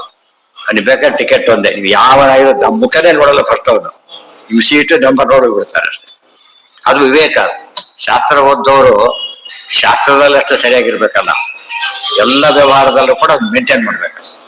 ಅವಾಗ ಹೇಳ್ತಾರೆ, ಒಳ್ಳೆ ಶಾಸ್ತ್ರ ಸಂಸ್ಕಾರ ಇದೆ ಇವರಿಗೆ. ಯಾರು ಜಗಳ ಆಡ್ತಿದ್ರೆ ಇವ್ರು ಹೋದ ಹೇಳಿದ್ರು ಕರೆಕ್ಟ್ ತುಂಬಿಸಿ ಅವ್ರು ಅಂತಾರೆ, ನೋಡಿದ್ರ ತಿಳುವಳಿಕೆ ಅವರಿದ್ರೆ ಎಷ್ಟು ಉಪಯೋಗ ಆಗುತ್ತೆ ಅಂತ ಹೇಳ್ತಾರೆ. ತಿಳಿದವರಿದ್ರೆ ಏನಾಗುತ್ತೆ ಎಲ್ಲ ನಿಲ್ಲಿಸ್ಬಿಡ್ತಾರೆ. ಅವ್ರು ಹೇಳೋದು ಏನು ತಪ್ಪಿಲ್ಲ ಪಾಪ. ಇವರು ಅವ್ರ ಇನ್ಫೆಕ್ಷನ್ ಬಂದಿದ್ದಾರೆ, ಅವ್ರಿಗೆ ಟಿಕೆಟ್ ಗದ್ರೆ ಕೊಡ್ಬೇಕಷ್ಟೇ. ನಾವು ಏನ್ ಪ್ರಮಾಣ ಕೊಟ್ಟರು ಅವ್ರಿಗೆ ಒಪ್ಪೋದಿಲ್ಲ, ಅವ್ರು ಒಪ್ಪಬಾರದು ಕೂಡ. ಅಥವಾ ಹೇಳಿಬಿಟ್ಟೆ ಶಾಸ್ತ್ರ ಓದಿ ಸಾರ್ಥಕ. ಶಾಸ್ತ್ರ ಓದಿ ಗಲಾಟೆ ಶಾಸ್ತ್ರ ಓದಿಲ್ಲ ಅಂತ ಯಾವಾಗ ಜನ ತಿಳ್ಕೊಂಡ್ಬಿಡ್ತಾರೆ. ಆರ್ಗ್ಯುಮೆಂಟ್ ಮಾಡಿದ್ರೆ ಶಾಸ್ತ್ರ ಜ್ಞಾನ ಅಲ್ಲ. ಯಾವ ಮಾಡ್ಬೇಕು ಅವ ಮಾಡಬೇಕು. ಮಾಡ್ಬೇಕಾದ ಪಕ್ಷ ಮಾಡದೆ ಹೋಗ್ಬಿಟ್ರೆ ತಪ್ಪು. ಮಾಡಬಾರ್ದು, ಮಾಡಿಲ್ಲ, ಗುಡ್, ನೋಡಿ ಅವ್ರು ಸುಮ್ಮನೆ ಕೂತಿದ್ದಾರೆ, ಅವ್ರಿಗೆ ಗೊತ್ತಾಗಿದೆ. ಗೊತ್ತಾಯ್ತಾ? ಕಸ್ಯಚಿತ್ ದೋಷವತ್ವಂ ಸ್ಯಾದಿತಿ ಮಾತ್ರೇ ಅಕ್ಷಜಂ ಭವೇತ್. ಅಲ್ಲಿಗಿರಲಿ ನಾಳೆ ಸರ್ಕಂಟರು ಇವೆಲ್ಲ ಒಂದೊಂದು ನಾವು ಯಾವುದನ್ನು ಶಾಸ್ತ್ರವನ್ನು ಯಾವ ದೃಷ್ಟಿಯಿಂದ ಬೇರೆಯಾಗಿ ನೋಡ್ಲಕ್ಕೆ ಹೋಗ್ಬಾರ್ದು. ಆಲ್ರೌಂಡ್ ನಮ್ಮ ಇಂಪ್ರೂವ್ಮೆಂಟ್ ಉಪಯೋಗ ಎಲ್ಲಾ ರೀತಿಯಲ್ಲೂ ಕೂಡ ಸಾಧನೆ ಅಂತ ಹೇಳಿದ್ರೆ ಶಾಸ್ತ್ರ ಸಂಸ್ಕಾರನೇ ಆಗಿರುತ್ತೆ. ಹೇಳಿ.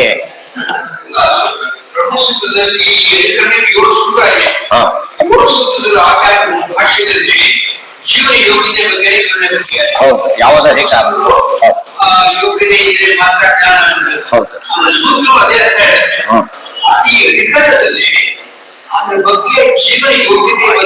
ಎಷ್ಟು ಹೇಳಿದ್ ನಿನ್ನೆ ಬನ್ನಿ ಹೇಳಿದ್ದೇನದು ದೈವಿ ಸಂಪತ್ತು ಆಸುರಿ ಸಂಪತ್ತು ಏನವೆಲ್ಲ ಅದು ಬೇಸಿಕ್ ಎಕ್ಸ್ಪ್ಲೇನ್ ಮಾಡ್ತಾ ಇದ್ದಾರೆ. ಇದೇ ಭಾಷೆಯಲ್ಲಿ ಬರೋದಾಗ್ಬಿಟ್ಟಿದೆ. ಅದನ್ನ ಯಾಕೆ ಹೇಳಿಲ್ಲ ಮತ್ತೆ ಇದ್ಯಾಕೆ ಬರಬೇಕಾಗಿಲ್ಲ? ಅಲ್ಲೇ ಹೇಳೋದಾಗಿದ್ರೆ ಏನ್ ಹೇಳ್ಬೇಕಾಗಿದೆ ಈಗ? ಅದು ಸಬ್ಸ್ಟ್ಯಾನ್ಶಿಯೇಟ್ ಮಾಡ್ಬೇಕಾಗಿದೆ. ಆ ಕೆಲಸ ಮಾಡ್ತಿದ್ದ. ಜ್ಞಾನ ಯೋಗ್ಯತೆ, ಎಲ್ಲರಿಗೂ ಜ್ಞಾನ ಬರುತ್ತೆ ಅಂತ ಹೇಳ್ಕೊಳಕ್ ಹೋಗ್ಬೇಡಿ. ಯೋಗ್ಯರಿಗೆ ಮಾತ್ರ ಜ್ಞಾನ ಬರುತ್ತೆ. ಯಾವ ಜ್ಞಾನ? ಅಯೋಗ್ಯತೆ ಇದ್ದವ್ರಿಗೆ ಹೇಳಿಲ್ಲ. ಫಸ್ಟ್ ರ್ಯಾಂಕ್ ಅವನು ಯಾವ್ದ್ರಲ್ಲಿ? ಕಾಮರ್ಸ್ ಅಲ್ಲಿ. ಮೆಡಿಕಲ್ ಸೀಟ್ ಕೊಡೋದಿಲ್ಲ ಅವನಿಗೆ. ಇನ್ನೊಬ್ರು ಸೆಕೆಂಡ್ ಕ್ಲಾಸ್ ಕೊಟ್ಬಿಡ್ತಾರ. ನೋಡೋದು ತಪ್ಪು ಕಾಣಿಸುತ್ತೆ. ಏನ್ರಿ ನಾ ಫಸ್ಟ್ ರ್ಯಾಂಕಿಗೆ ಗೌರವ ಕೊಡ್ತಾ ಇಲ್ಲ, ಸಬ್ಜೆಕ್ಟೇ ಬೇರೆ. ಅದೆಲ್ಲ ಹೇಳೋದಕ್ಕೆ ಹೊರಟಿರೋದು. ಮತ್ತೆ ಅದಕ್ಕೆ ಭಾಷ್ಯ ಓದಿದನ್ನು ಓದ್ಬೇಕು. ಆಚಾರ್ಯ ಹೇಳಿದ್ ಬರೆದಿದ್ದೇವೆ, ಆಮೇಲೆ ಬರಿತಾ ಇದ್ದೇವೆ. ಸ್ಪಷ್ಟತಾರ್ಥತಃ ಸ್ಪಷ್ಟೀಕರಣ ಕೊಡ್ಲಿಕ್ಕೆ ಬರಿತಾ ಇದ್ದೇವೆ ಅಂತ ಹೇಳ್ತಾ ಇದ್ದಾರೆ. ಮೊದಲೇ ಅದನ್ನು ಓದಿಬಿಟ್ರೆ ಅದನ್ನ ಓದೋದೆಲ್ಲ ಕೊನೆಗೆ ಸಮಸ್ಯೆ. ಮತ್ತೇನು ಅರ್ಥ ಕ್ಲಾರಿಟಿ ಬರೋದೇ ಇಲ್ಲ. ತುಂಬಾ ಜನ ಓದೋದಿಲ್ಲ, ಡೈರೆಕ್ಟ್ ಇದನ್ನ ಓದ್ಬಿಡ್ತಾರೆ. ಓದಬಾರದೆ. ಚಂದ್ರಿಕಾ ಓದ್ತಾರೆ, ಸುಧಾ ಓದಿಬಿಟ್ಟು ಚಂದ್ರಿಕಾ ಅರ್ಥ ಆಗುವಾಗ ಭಾಷೆ ಗೊತ್ತಾಗೋದು. ಚಂದ್ರಿಕಾ ಭಾಷ್ಯಕ್ಕೆ ಬರೋದಿರೋದು, ಇದಕ್ಕಲ್ಲ, ತತ್ವ ಪ್ರಕಾಶಕ್ಕೆ. ಸುಧಾ ಓದೋದ್ರೆ ಅರ್ಥ ಆಗಲ್ಲ. ಗೊತ್ತಾಯ್ತಾ? ಎರಡು ಸೇರಿಸ್ಬೇಕು. ಬಟ್ ಇವತ್ತು ಓದಿದ್ದೀರಿ ಅನ್ಸ್ಕೊಳ್ಳೋದು ದೊಡ್ಡ ವಿಷಯ ಆಗ್ಬಿಟ್ರೆ ಅವೇನೋ ಆಗ್ಬಿಟ್ಟಲ್ಲ. ಅದು ದೊಡ್ಡ ವಿಚಾರ ಅಲ್ಲ. ತತ್ವ ಸಂಖ್ಯೆನ ಸರಿಯಾಗಿ ಓದಿ, ತಕ್ಕಷ್ಟೊತ್ತೇನೆ ಸರಿಯಾಗಿ ಓದಿದ್ರೆ ಓದೋದು. ಅನ್ಸ್ಕೊಳ್ಳೋದು ಬೇರೆ, ಓದೋದು ಬೇರೆ. ಇಂದ ಪುಟ್ಟ ಸರ್ಟಿಫಿಕೇಟ್ ಹೋಗ್ಬೇಕಾಗಿಲ್ಲ.